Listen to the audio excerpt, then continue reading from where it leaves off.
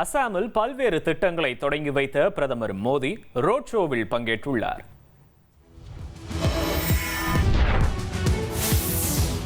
விவரங்களை செய்தியாளர் ரமேஷ்குமார் வழங்க கேட்போம். ரமேஷ், வணக்கம்.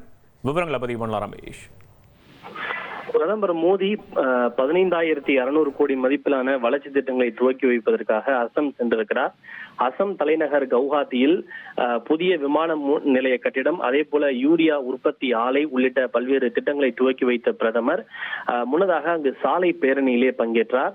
குறிப்பாக அடுத்த ஆண்டு தமிழகம் உள்ளிட்ட மாநிலங்களோடு அசாம் மாநில சட்டப்பேரவைக்கும் தேர்தல் நடைபெற இருப்பது குறிப்பிடத்தக்கது. இன்று காலை மேற்குவங்க மாநிலத்திற்கு சென்ற பிரதமர் மோடி அங்கு பொதுக்கூட்டத்தில் உரையாற்றினார். அதனைத் தொடர்ந்து தற்போது அசாம் மாநிலத்திற்கும் சென்று அவர் பேரணியில் பங்கேற்றார். சாலையின் இரு மருங்கிலும் திரண்டு நின்ற ஏராளமான தொண்டர்கள் பிரதமர் மோடிக்கு மலர் தூவி உற்சாக வரவேற்பு அளித்தனர். மோடி மோடி என்கிற முழக்கங்களையும் அவர்கள் எழுப்பினர்.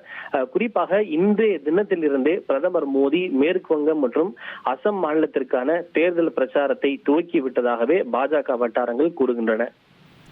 விவரங்களுக்கு நன்றி ரமேஷ்குமார். இனி செல்லும் இடமெல்லாம் செய்தி. தந்தை டிவியின் வாட்ஸ்அப் சேனலை ஃபாலோ பண்ணினா செல்லருக்கும் இடமெல்லாம் செய்தி. இதோ QR கோட் இப்பவே ஸ்கேன் பண்ணுங்க, ஃபாலோ பண்ணுங்க.